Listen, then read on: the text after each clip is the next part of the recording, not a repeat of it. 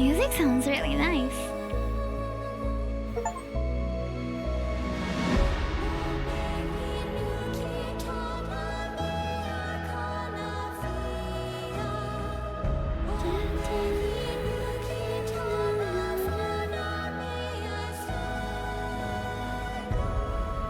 Their eyes bigger than yours, Hime. Yeah, this is the classic anime. Classic and what? Why do cozy games suck? I'm so sorry for my YouTube recommendations. Oh my gosh. All right, let's give it a go. Iridescence. They have a very charming old school anime art style for this. Oh, it's a bit loud. Hold on. One moment. Let me mute for you guys. Oh, it's very loud. Hold on.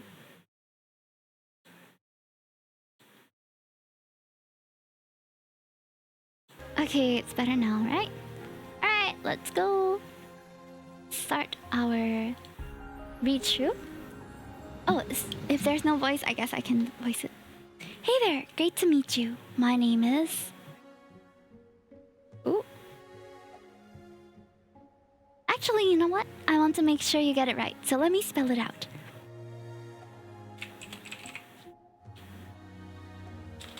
That's right, Hime here. Most people would consider me a girl. Now let me tell you about someone special. Sure, I've had crushes before. Until recently, I'd even tell you I was in love with some of them, but I'm wiser now. Meeting Kira changed everything, to the point where I don't recognize who I was before her. It's like I'm living in a different world entirely. Most of it seems brighter, some of it duller, but everything is much more saturated. Looking back over our time together on this island, it's hard to distinguish just how much of it was genuine. I don't doubt that I was coerced as a means to an end, but the fact that my feelings still linger so forcefully despite everything must mean something, surely. I just realized I forgot to change the game. Okay, we're back.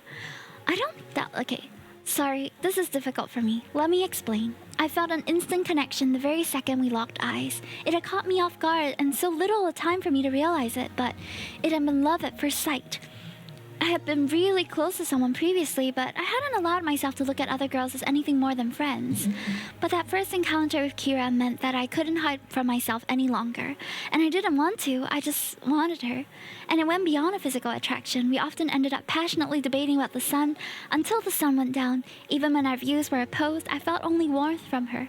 It didn't matter what we did, whether we ended up laughing until we cried or just sat quietly and watched the world go by. Every moment we had felt precious. We were the only people in the world when we were together, and it was addictive. I'm not proud to admit it, but I spent the majority of the time we weren't together just longing to see her. Even then, I think deep down I knew it was too good to be true. Knowing the intensity of my feelings for Kira, you may not be surprised to hear that I passed out the first time we kissed. Surely... Initially, my heart raced to the point where I was worried I could be having a heart attack, but that wasn't why I lost consciousness. In fact, it was the opposite. I felt my heart rate rapidly slow as she kissed me. It got slower and slower, until eventually my consciousness began to ebb away. The piercing green of her eyes slowly seeped from her irises as my life force was drained from me and stolen by her. I wanted to move, to pull away, but I couldn't. I was trapped. At this point, I suspect you're wondering how I'm here telling you all this. Well, despite Kira having previously ripped the souls from countless victims, this time was different. She hesitated just a moment before the last of my life left me and pulled away. Once my heart rate had stabilized and I awoke, Kira explained everything. Kira was an embodiment of the sea, the daughter of deities. She had made a pact which allowed her to take human form, but to maintain it she owed a payment. One human soul every lunar cycle. I know. It's a lot to wrap your head around. Don't worry, I don't expect you to believe me. There are times when I doubt it myself, but both the warmth and darkness of her eyes are seared into my mind. Please don't misunderstand me. I may be a victim, but so is she. To understand this, though, firstly, you need to truly understand that Kira was never human, nor would she want to be. I say truly because you need to detach from everything you know, all that you have experienced since first opening your eyes. as she saw the world through an entirely different lens, one we could never fully understand. Kira had lived countless years in the depths of the ocean, a world we still know very little about, let alone how our actions impact it. As far as I'm concerned, Kira had good reason to despise our world, and she did, well, at least until she met me. I know, I cringe as I say it, but in fairness, they're her words, not mine. Kira said that when she made the deal to walk on land, she had never once contemplated not being able to fulfill her end of the contract, that she would never have an issue killing a human. But because of me, Kira was unable to pay the debt of her pact, and so, silhouetted by the light of the full moon, her body was mercilessly ripped from her. And with that, my heart too shattered into 1,000 pieces. After that day, things were a blur, as if I was constantly squinting, but something happened that forced me to open my eyes wide. Little did I know that the time I'd spent with Kira on this mysterious island had in fact just been a prelude. Ooh. Having fought through more than my fair share of hardships from a young age, I had already tried and tested coping mechanisms firmly in place. There's no grand secret behind it, it's quite simple, really. Numbness. I merely avoid processing different situations altogether, not allowing any emotions to surface. I figured I'd just unbottle and work through all of it later in life once things had stabilized. My time with Kira...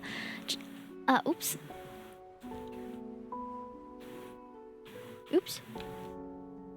All of a sudden, I can't move forward. Hello? Okay, my time with Kira had heightened my emotions to a level I hadn't thought possible, which made my strategy harder to execute this time. Losing Kira was like the first time a baby experiences pain. It had profound freshness. I was angry at myself for letting my guard slip. I knew better. I didn't break routine. I went to school the very next day, confident that no one would notice anything out of the ordinary with me. What I wasn't prepared for is that, even as the days passed, not one person asked about Kira. Her desk just sat empty, seemingly content with its fate. The main way I dealt with the pain was through distraction, and luckily Kira had left a lot to distract me with. Reality had most definitely been turned on its head. As summer approached, I found myself taking walks along the coast after school, willing to let the cool sea breeze travel through my ears and clear my mind. I should have known that it wouldn't be the wind, but the sea that would hear my silent pleading. It's ironic, really. This next chapter started much in the same way as the first. I walked, transfixed by the lapping waves, wondering how much they truly concealed as I used the wetness under my feet to navigate the tide line. If I'm being truly honest, what I was really wondering was if Kira was down there somewhere, at least in some capacity. It would have been her world, her life, her countless years. She had poured her soul into guiding its fate and helped it overcome adversity time and time again. Surely it could return the favor. I gripped her bracelet, which I wore on my wrist. As the sharp shells dug into me, they relieved just a little bit of pain. Unfortunately, this was one of many unhealthy coping mechanisms I'd unconsciously integrated into my daily life. The pain was quickly relapsed with anger, as it so often was, more at myself than her. I ripped off the bracelet, the chain snapping as I did so. I clenched it tightly in my fist, seeking the pain to return, to force away the moisture I could feel welling in my eyes. Oh, poor thing. With a primal cry, I hurled it far into the sea, the shells escaping the chain one by one as it flew towards the setting sun. I was exhausted, and the water in my eyes blurred my vision, but it looked like fleeting clouds of vapor burst from the point where each shell hit the water. I quickly rubbed my eyes, but by the time my vision sharpened, any signs of the bracelet having ever existed were gone. As I unclenched my fists, I felt my knees weaken. I fought the urge to fall to the warm sand and instead gulped down how I was feeling, closing my eyes and counting backwards from 5 as I did so. When I reopened them, I saw a girl standing contemplatively on the rolling tide, the water rippling around her feet. I gulped again as I rapidly tried to blink away the specter, but with no luck. Despite her wavering opacity, her piercing pale green eyes glowed intensely in the low light. For a second, it was as if Kira had returned, until I registered that they also held a childlike innocence. It wasn't her eyes alone that struck a chord with me. She was also wearing our school uniform. But how could that be possible? The school was small. I would have noticed her. She was striking. Her pale complexion and fiery red hair almost made it seem like she was in command of the setting sun. It was more than just her appearance, though. She exuded a powerful aura, one I now recognize as beyond human. I had no time to dissect this through as her tone held urgency. Hime? I didn't need to respond. My reaction was answer enough. Our time is brief, so you'll have to excuse the lack of pleasantries. My name is Melody, and like Kira, I am also of the sea. Unconsciously, my eyes widened at the mention of her name. You, Hime, are an anomaly, but I have a feeling you already know this. Her eyes narrowed. The choices you and Kira have made have had a catastrophic effect. As it often did in moments like this, my sense of self dispersed. It was as if I was being told a fairy tale. As she spoke my name, it seemed unrecognizable. Still, I made sure I absorbed every word she said. I come on behalf of my sisters to tell you that it is imperative that you set things right before it's too late. Hime, you have an access to a world we don't, and so I implore you, hear our plea. Melody reached into her pocket and held something in the palm of her hand. She was too far away for me to make it out. Here, Melody said, blowing onto her palm. I felt an icy breeze hit me as the spectral object was carried towards me, swaying ever so slightly. I raised my arm and barely felt it hit my open hand, but I instinctively closed my fingers around it all the same. I opened my fist to find a shimmering iridescent feather, which, like Melody, wavered in opacity, as if between two worlds. Study it carefully, as you're the only one who can do this. I looked up at her blankly. The sea is without a guardian. There is another, but she is lost. This feather is hers. Melody gave me a doubtless smile as she and the feather faded away. I used the remaining precious few seconds to etch its image into my mind. Hime. Her voice was faint, and she was gone before she could really start her sentence. As the ripples where Melody had stood disappeared, I reconnected to my body. I felt a weight in my stomach and noticed my fingers were quivering. I was shaking all over. Melody had not only forced the pain I had been holding down to the surface, but she had added extra weight on top of it. Everything, literally everything now rested on my shoulders, and I wasn't strong enough. How could I be? I violently threw up, which only heightened the shaking. It was all too much. I never felt so pathetic and so frail. The journey home was grueling. As soon as I hobbled through the door, I made a beeline for the bottle of pills in the cabinet. Hands still shaking, I reached in and took one. Slumped against the wall, I waited for what felt like forever, but the shaking didn't subside. I needed it to subside. For a split second, a longing I thought I'd trained away came creeping back. I wished more than anything that I had someone to look after me. I took another pill and another. I closed my eyes tight and waited again. Nothing. I picked up a fourth pill, panting heavily and sweating profusely. As I reached towards my mouth, the combination of my clamminess and the violent shaking sent the pill flying out of my hand and across the floor. Without making a sound, tears began streaming down my face. I pulled myself onto the bed as my body writhed. I gave up trying to resist and let the pain take control until eventually it took all I had to give. I was grateful when I felt my consciousness ebb away. Ooh. Okay. So this is a pretty intense visual novel, but to me it seems more like I'm reading a book, because the pictures don't change as often, but they're very beautiful, and I think they supplement the text quite well. I'm not sure if there should be any trigger warnings in this. It seems like it does touch on certain sensitive subjects, and maybe a trigger point for some people who experience similar feelings to our main character here. But for the recording that I'm putting on YouTube, I will put the trigger warnings. I apologize. If they didn't appear at the start of the game, I wouldn't have noticed either. But yeah, we're gonna continue for maybe about a few more minutes and see where this takes us. I believe this is the full game, and unfortunately we don't have the liberty or the time to explore the full game today. But so far from its premise, it seemed like we had a past relationship with a girl named Kira, who was not of a mortal world. She is not human, and now it seems like her decision not to continue her human form had caused an effect to the rest of the sea. So all of a sudden it's our responsibility, though. I'm not sure in what way we're special or like the chosen one in this story, but I'm sure we'll find out eventually. A stabbing pain in my stomach woke me early the next morning, which didn't surprise me. My head was spinning as I ran to the bathroom and violently threw up again. As my stomach had been empty, it was painful, but I was just grateful I hadn't taken more pills. Though sore, I felt better, and I sipped some water and nibbled a bit of stale bread. It was a strange feeling, probably hard to comprehend unless you've felt something similar yourself, but a part of me felt renewed. It was as if I had needed that intensity to fill the few remaining blank areas of my slate with scribbles, leaving me with no choice but to wipe it clean and start afresh. I decided to get some fresh air, but took things slowly to give my body a bit of a break. I ambled around town for a few hours, striking things I'd avoided from my to-do list. I wonder what kind of town we're in. It seems to have some sort of Greek or European influence. All the shopkeepers seemed genuinely happy to see me, and perhaps I was in need of it. They were keen to chat, which I appreciated. None of them mentioned Kira, even though I had always been with her, which was odd, but at the same time, I was becoming more comfortable with being seen as an individual. After a relatively productive day, I decided that some crab fishing, which I secretly enjoyed far more than I had let on, would help clear my mind. I received a phone call on my way there. This is a call to remind you to have your affairs in order as you will be relocated after your final exams. My throat tightened, but transport has been arranged with a taxi booked to take you to the airport. It was an automated voice. Be packed and be ready to leave by 8 a.m. the next day after your final history exam. Channeling my frustration to my foot, I unleashed it on the wall next to me. This wasn't wise. Hobbling around, I wondered why I was so frustrated. I was effectively being given an escape, a chance to leave the pain and responsibility behind. I'd like to say that the frustration came from an honorable place, that I understood the gravity of my role and that I wanted to finish Kira's story for her, but that wouldn't be true. In actuality, I merely reached the end of my tether. I had neither the physical nor mental capacity to move again. Welcome back.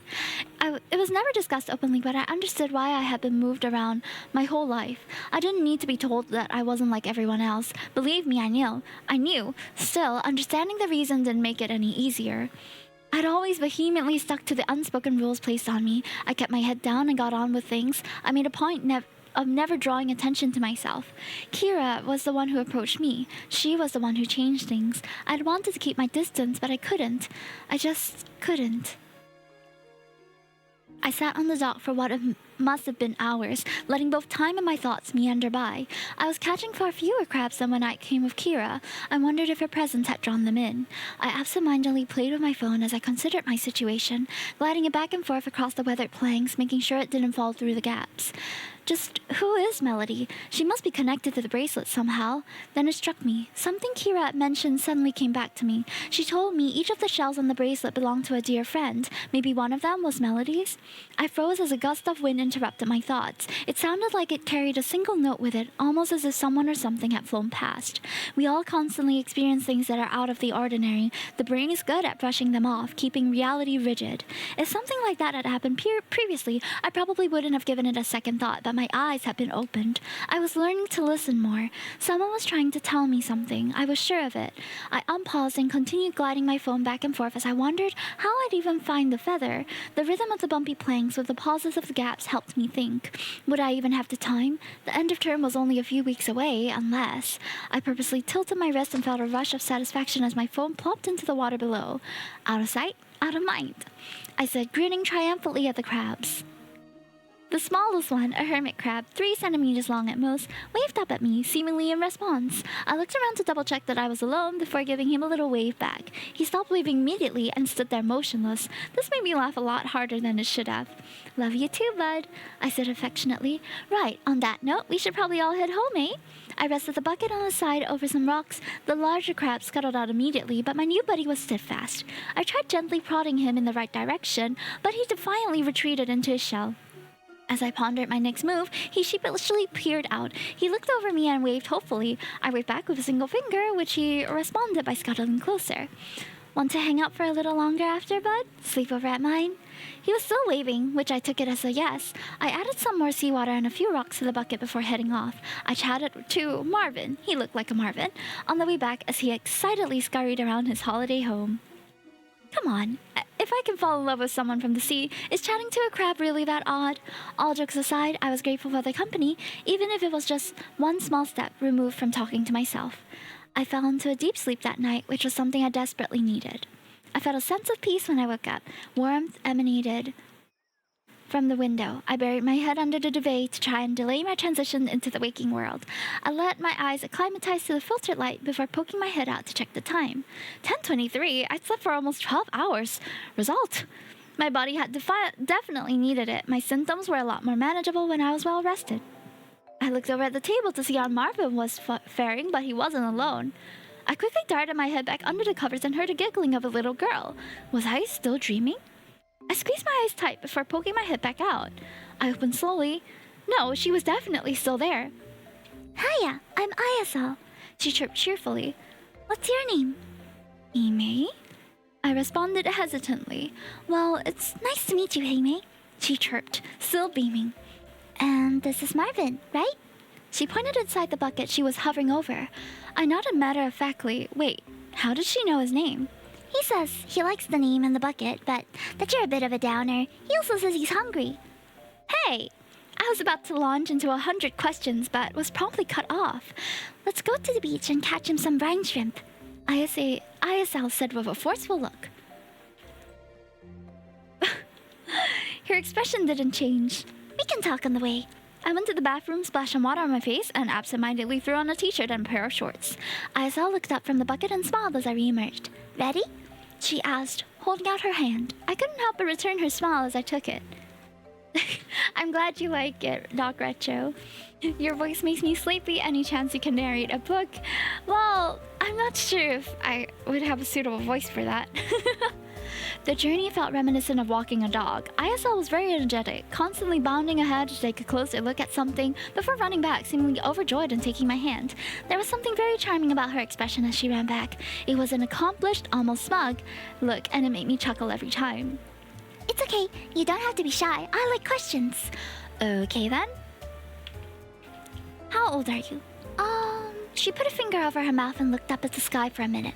I don't remember, she said, smiling blankly. I decided not to push it. Why were you in my room this morning? Because you're my friend. She looked up determined. Oh, yes, silly me. We are, aren't we? I can't explain how I knew it, but ISL was right. We'd met before. I'm the one missing a piece of the puzzle, not her. She hugged my leg gratefully and I felt a comforting sense of familiarity. ISL, did you come from the sea? I didn't need a response. I saw her cheeks flush as she looked away. Do you know why you've come on land? Without turning back, she shook her head. I paused for a minute considering my words. Well, I guess we'll have to find out together. ISL hesitated before looking at me. Her eyes glistened with moisture. It's a promise, I said reassuringly. She nodded once, but concern remained plastered over her face. I took the 2 strands of hair that framed her face and made a funny noise as I gently pulled on them. She giggled as I stuck out my tongue. So, we know Marvin's hungry, but how about you? She nodded as she rubbed her face. How about pastry and a milkshake? Yay, thank you, Hime. ISL was bouncing up and down excitedly by the counter. They have Rocky Road! I choked a little in surprise. Must be a sea thing. What are you going to get?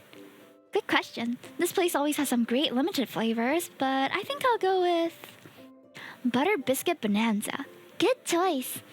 Wanna go and choose a table and I'll get to goods? Although popular, it was too early to be busy, so I was easily able to keep an eye on her. ISL had gone straight to the glass rail that lined the patio, holding herself up on her tiptoes. She peered over the edge, seemingly transfixed on the sea. I put down our milkshakes and the table and went to put my hand on her shoulder, and there was an intensity in the air which made me hesitate. What happened to choosing a table, eh?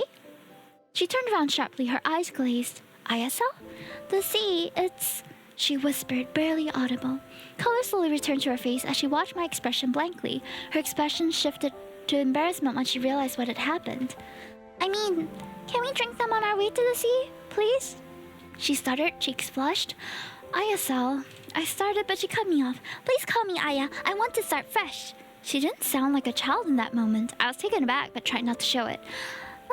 Aya, it suits you well. I have a milkshake for my friend ISL, but I suppose you can have it instead, Aya. She smiled from ear to ear as I handed it to her. Come on then, let's go. We can't leave Marvin out.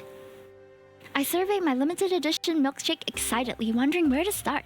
I don't know whether to scoop off the whipped cream and pieces on top, or to just dive right in. I was aware that I sounded like a kid, but it's the effect sweet things always had on me, and besides, it was too much effort to grow up completely. I looked over at Aya to see what her strategy was. Seriously? I was just in time to watch her slurp up the last few drops. She looked at the empty cup and beamed. That was really yummy. Thank you, Hime. Thirsty, were you? A little, she said unironically. Can I please try some of yours? Of course you can. Aya recoiled after taking just a little sip. Don't like it? I'm surprised. It's great. It's too salty. Are you sure you're from the sea, Aya? I asked, tongue-in-cheek. Her cheeks flushed as she nodded, and I couldn't help but chuckle at her sincerity. That was the only though. I'm a land girl now, she said with determination. Her unwavering expression left me with only one response. Of course you are. I offered up a reassuring smile, unsure whether it effectively masked my apprehension. Maybe it was due to my own fragility, but I had an overwhelming urge to protect her and keep her safe. Don't get me wrong, I understood how odd the situation was. I never lost awareness of that, but the warmth I felt for her didn't feel out of place. I suppose part of me instinctively knew how important she was, not necessarily in terms of Kira or Melody, but to my own story. I helped Aya scale the somewhat dubious path down from the cliff top to the beach. As soon as we reached the bottom, she ran straight for the tide line and jumped up and down in the wet sand, giggling. What happened to catching brine shrimp? I inquired, trying to shield myself from her frantic slashing. Can we play for a bit first, please? I put my hands on my hips. Sure, I replied in a fake, defeated tone. A bit ended up being the majority of the day. I taught Aya how to play chicken with the waves, and we hunted for shells in the sand. We also dug a hole in the beach and made a path from it to the sea so it filled up with water and the tide came in. After sitting proudly in our makeshift pool for a while, we decided to go for a walk to dry off. There was a strong breeze, which was a great accompaniment to the beaming sun. This is a really lovely story to read while it's summertime. It's perfect, almost. After a short distance, dark rocks began to poke out of the sand, gradually driving away the golden grains until they dominated the shoreline. It was a stunted victory, though, as if they looked easy enough to clamber over. I asked Aya if she needed a hand all the same. She looked scared. What's up? Can I go around, please? We can, but... There could be rock pools up there, though, I said enticingly. I don't like rock pools. I was a little taken aback. What kid doesn't like rock pools? Convinced she'd have fun if she gave it a go, I tried talking her into it. If we're lucky, there may even be some little critters to look at. Aya looked like she was on the brink of tears and the penny dropped. Despite everything, I wasn't used to looking at the world from anything but a human perspective. I'm really sorry, Aya. I'll try to be more thoughtful. I'm not mad. Thanks for the stretch. Her voice was shaking a little. I'm sad. Aya sniffed, rapidly losing her composure. They must be so scared, trapped all alone, away from their families. They're just like me. She burst into tears as I knelt down. She tightly gripped the sides of my shirt and sobbed into my chest. Oh. I know it's difficult, but you have me, and I promise I'll get you back home. This is a once-in-a-lifetime adventure, a special vacation. All you have to do is concentrate on having fun, and you can leave the rest to me. Her grip loosened, and I helped her at arm's length in front of me. She was still sniffling as she rubbed her arm all over her eyes. Thank you, Hime. You have nothing to worry about, I promise. I wiped the water off her cheeks with my thumb. There's somewhere near here I'd like to take you. Somewhere magical that I think will help, but it's got a very strict rule which you have to follow. The sniffling stopped as curiosity took over. Well, what is it? It's very serious. We can only get there if we smile, I say, poking my tongue out. I giggled and sniffed one last time. All right, hop on, sailor, I said, patting my shoulders. It's not much further. You can be our lookout. As I waded through the water and around the rocks, I tasked Aya to make a telescope with her hands and look out for pirates. Captain, I see seagulls ahead. Oh no, one's landing on us. And with that, Aya batted her hands around, pretending to ward off an aggressive seagull. I zigzagged erratically up and down the beach, trying to help her shake him off. Almost there now, I said, panting a little as we reached the end of the beach. There were rocks we could use as a makeshift staircase to make our way up the cliff. Do you want to stay on my shoulder or climb up yourself? I thought for a second. I can do it. I thought so. Go in front of me just in case you need someone bigger to help. The rocks were large and mostly smooth, so she was fine. The scene was every bit as beautiful as I'd imagined. Since the day Kira had pointed it out from the beach, I'd always wanted to come up here. Hey, Hime, check it out, Kira said, pointing towards the top of the cliff. Beautiful, isn't it? It almost looks like a stage. The large areas of smooth rock hung majestically over the side of the water. It had a breathtaking view of the stacks that protruded out at various heights above the water, a stark reminder of the peninsula's past. With birds circling sinisterly around them, they had seemed like imposing towers on the beach below, actively warding off intruders. From this height, though, I could see they were in fact wonderful homes that provided shelter and had a great vantage point for their guests. It's amazing what a difference in perspective can make. Hey, Aya, guess what? What? It's a special stage just for you. Aya's eyes were wide, sparkling in the sun. The whole sea's your audience. Well, and me, if you don't mind. I'll sit and watch, I said enthusiastically, crossing my legs. What shall I do? Whatever you like. Dance, sing, jump around. I don't think I can do it very good, but there's a song I used to sing with Mommy. Great, I'd love to hear it, I exclaimed, consciously emanating encouragement. Oh! Still standing, Aya closed her eyes and clasped her hands together, holding them to her chest. Her voice was quiet but was beautiful. She sang in a language I hadn't heard before, but the words held a layer of sweetness as they wavered softly like silk on a calm sea. The ocean breeze cautiously accompanied Aya as it squeezed through nearby nooks and crannies, as if trying to get a closer look, but at the same time consciously avoiding disturbing her. The lapping of the waves on the rocks below helped keep erratic beat. Somehow, Aya was in perfect synchronicity with the world around her. After a few minutes, the song gradually tailed off, and I longed for it to continue. Aya opened her eyes. What's wrong? I hadn't realized that my cheeks were wet. I wiped the streak away. I looked lost for words, but Aya still heard me. Thank you, she said as she took a bow, an arm in front of her chest. As I reconnected with reality, I noticed that the sun was beginning to set. Aya followed my gaze. We should get back, eh? Feed Marvin before his bedtime? Which in reality meant it probably wasn't far off Aya's bedtime too. She looked disappointed. Yeah. What do you say we buy Marvin a new home on our way back? Okay, I'll help choose. Okay, so I am not sure whether there are various chapters, but if this is just the prologue, it's quite a long prologue. Still, I appreciate it though. Let me save first. So if you want to know what happens in the rest of the story, this is Iridescence. I didn't know that the story would involve... yes, I did stretch when you claimed it. Thank you so much, Troy. I didn't know that this story would include a romance with someone else of the past, and then there are still lots of mysteries to uncover with it as well. I'm not sure who Aya is and how she came about, but I'm enjoying our adventure with her so far, and if you want to know what happens for the rest of it, do check out Iridescence. Over here. Iridescence, a charming seaside epic. There you go. You can check it out in this Steam page. Wishlist it, and let me read the synopsis here. Explore a serene island where land and sea intertwine on your quest to help a mysterious girl from the sea find her way home. Uncover rich mythology and hidden truths in this heartwarming epic tale, brought to life with gorgeous artwork and music. Nice! This was posted on 5th of December 2024. I guess it was released then, so I'm a bit late to it. But also go and support the creator Neonite. I believe that they created most of the art and everything on their own as well, so yeah, go and check it out. So far I've been really enjoying it. The words reminded me of like a book, you know, and it feels like we're gonna go on epic adventures with this one. Okay, so that's our visual novel